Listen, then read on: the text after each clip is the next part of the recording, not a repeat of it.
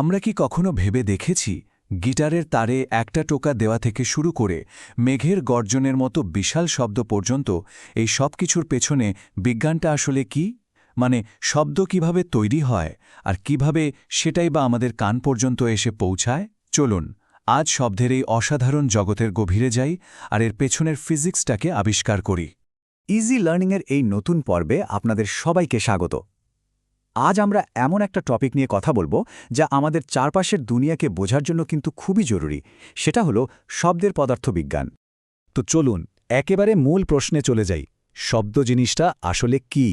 আমরা যে সারাদিন ধরে এত রকমের আওয়াজ শুনি, সেটার আসল বৈজ্ঞানিক ভিত্তিটা ঠিক কি? চলুন এই প্রশ্নটা মাথায় রেখেই আজকের আলোচনাটা শুরু করা যাক। আজকে আমরা কয়েকটা ধাপে এগোব। প্রথমে দেখব কিভাবে কম্পন বা ভাইব্রেশন থেকেই শব্দের শক্তি তৈরি হয়। এরপর একটা ছোট্ট পরীক্ষার মাধ্যমে দেখব যে এই শক্তিটা আসলেই আছে। তারপর আমরা জানব শব্দ কিভাবে এক জায়গা থেকে আরেক জায়গায় যায়, এর তরঙ্গের আকৃতিটা কেমন, আর সবশেষে দেখব বিভিন্ন মাধ্যমে এর গতি কেমন হয়। তো চলুন আমাদের প্রথম ধাপে যাওয়া যাক। শব্দের উৎসটা কোথায়? সত্যি বলতে যে কোনো শব্দের একদম মূলে যদি আমরা যাই, তাহলে দেখব সেখানে একটাই জিনিস আছে, আর সেটা হলো কম্পন। হ্যাঁ, পৃথিবীতে আমরা যা কিছুই শুনি তার জন্ম হয় এই কম্পনের শক্তি থেকেই। আচ্ছা, এই কম্পন বা ভাইব্রেশন জিনিসটা কি? খুব সহজ করে বললে এটা হলো কোনো বস্তুর খুব দ্রুত সামনে পেছনে নড়াচড়া করা। একবার ভাবুন তো, আমাদের গলার স্বরযন্ত্র যখন কাঁপে তখন আমরা কথা বলি, আবার একটা রাবার ব্যান্ডকে টেনে ছেড়ে দিল, সেটা কেঁপে ওঠে আর শব্দ হয়। তো সবকিছুর মূলে কিন্তু ওই একই ঘটনা, এই কম্পন। এটাই হলো শব্দের জন্মসূত্র। চলুন এবার থিওরি থেকে একটু প্র্যাকটিক্যালে যাই। আমরা একটা ভার্চুয়াল ল্যাবে ঢুকব, আর এখানে আমরা একটা খুব সাধারণ যন্ত্র, একটা টিউনিং ফোর্ক ব্যবহার করে দেখব কিভাবে একটা অদৃশ্য কম্পন থেকে দৃশ্যমান শক্তি তৈরি হতে পারে, আর সেটাই যে শব্দের আর একটা রূপ, সেটাও বুঝব। আমাদের এই ছোট্ট পরীক্ষার মূল চরিত্র হল এই টিউনিং ফর্ক। শব্দের জন্ম আর তার শক্তিকে চোখে দেখার জন্য এবং বোঝার জন্য এটা কিন্তু একটা ক্লাসিক আর দারুণ উদাহরণ। আমাদের পরীক্ষাটা হবে 3টা ধাপে। প্রথমে টিউনিং ফোকটাকে একটা রাবার প্যাডে আলতো করে গল্পে দিয়ে কানের কাছে আনলে আমরা একটা পরিষ্কার সুর শুনতে পাব।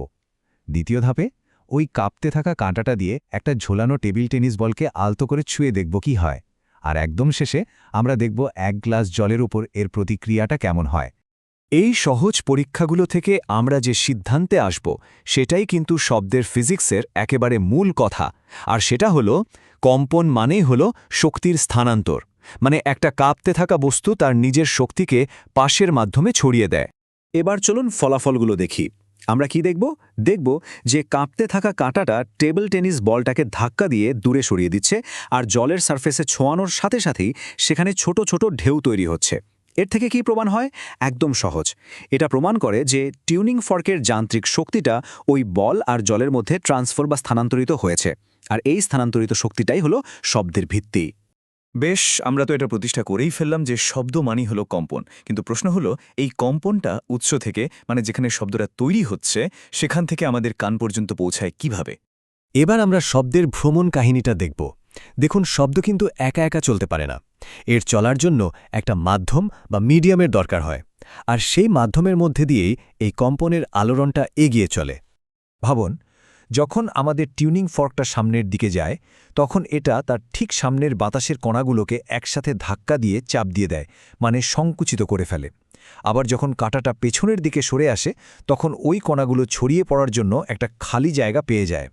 এই যে বস্তুটা সামনের দিকে গিয়ে একটা উচ্চচাপের এলাকা তৈরি করল, পদার্থবিজ্ঞানের ভাষায় একেই বলে কম্প্রেশন বা সংকোচন। এখানে বাতাসের কণাগুলো একে অপরের খুব কাছাকাছি চলে আসে, ফলে তাদের চাপ আর ঘনত্ব দুটোই বেড়ে যায়। আর ঠিক তার উল্টোটা ঘটে যখন বস্তুটা পেছনের দিকে সরে আসে। তখন তৈরি হয় একটা নিম্নচাপের এলাকা, যাকে বলা হয় রেয়ারফ্যাকশন বা প্রসারণ।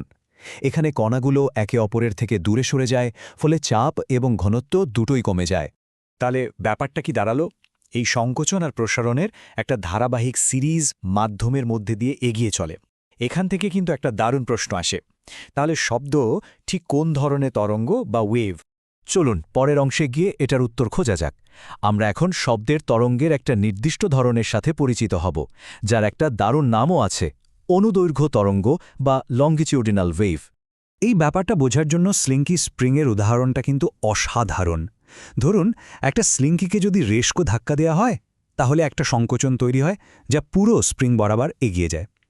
বারবার ধাক্কা দিলে আর টানলে সংকোচন আর প্রসারণের একটা সিরিজ তৈরি হয়, ঠিক শব্দের মতো। কিন্তু সবচেয়ে গুরুত্বপূর্ণ পয়েন্টটা হলো স্প্রিংয়ের একটা নির্দিষ্ট কয়েল কিন্তু নিজে পুরোটা পথ ভ্রমণ করে না। ওটা শুধু নিজের জায়গায় সামনে পেছনে কাঁপে। শুধু শক্তি বা আলোড়নটাই এক মাথা থেকে আর এক মাথায় চলে যায়। আর একেই বলে অনুদৈর্ঘ্য তরঙ্গ। মানে এটা এমন এক তরঙ্গ যেখানে মাধ্যমের কণাগুলো শক্তির প্রবাহ যেদিকে হচ্ছে ঠিক তার সমান্তরালে সামনে পেছনে নড়াচড়া করে। শব্দ তরঙ্গ ঠিক এভাবেই কাজ করে।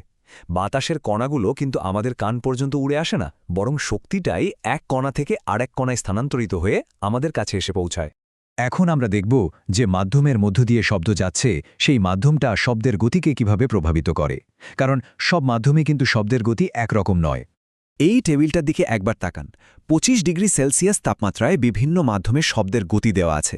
একটু খেয়াল করুন, লোহা অর্থাৎ কঠিন মাধ্যমে শব্দের গতি প্রতি সেকেন্ডে প্রায় 5950 মিটার, আর বাতাসে কত? মাত্র 346 মিটার পার সেকেন্ড, মানে প্রায় 17 গুণ বেশি গতি। এমনকি জলেও শব্দের গতি বাতাসের চেয়ে প্রায় 4 গুণ বেশি।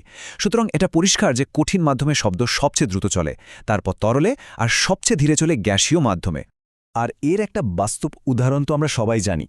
অনেক দূরে থাকা ট্রেনের শব্দ কিন্তু বাতাসে শোনার অনেক আগেই রেল লাইনে কান পাতলে শোনা যায়। কারণটা কি? কারণটা হলো কঠিন ইস্পাতের মধ্য দিয়ে শব্দ বাতাসের চেয়ে অনেক অনেক দ্রুত আর ভালোভাবে ভ্রমণ করতে পারে। আমরা আজ জানলাম যে শব্দ একটা যান্ত্রিক তরঙ্গ, যার চলার জন্য একটা মাধ্যম অবশ্যই প্রয়োজন। এই জ্ঞানটা আমাদের একটা মহাজাগতিক প্রশ্নের মুখোমুখি করে দেয়, তাহলে মহাকাশের যে বিশাল শূন্যস্থান বা ভ্যাকিউম, সেখানে শব্দের কি হবে? উত্তরটা হলো শব্দ সেখানে চলতেই পারবে না, কারণ সেখানে কম্পন ছড়ানোর জন্য কোনো কণাই নেই। মহাকাশ তাই একদম নিঃশব্দ। বিজ্ঞানের এমন আরও অনেক দারুণ রহস্য সহজভাবে জানতে আমাদের চ্যানেল ইজি লার্নিং সাবস্ক্রাইব করুন। আপনাদের শেখার আগ্রহই আমাদের সবচেয়ে বড় অনুপ্রেরণা। ধন্যবাদ।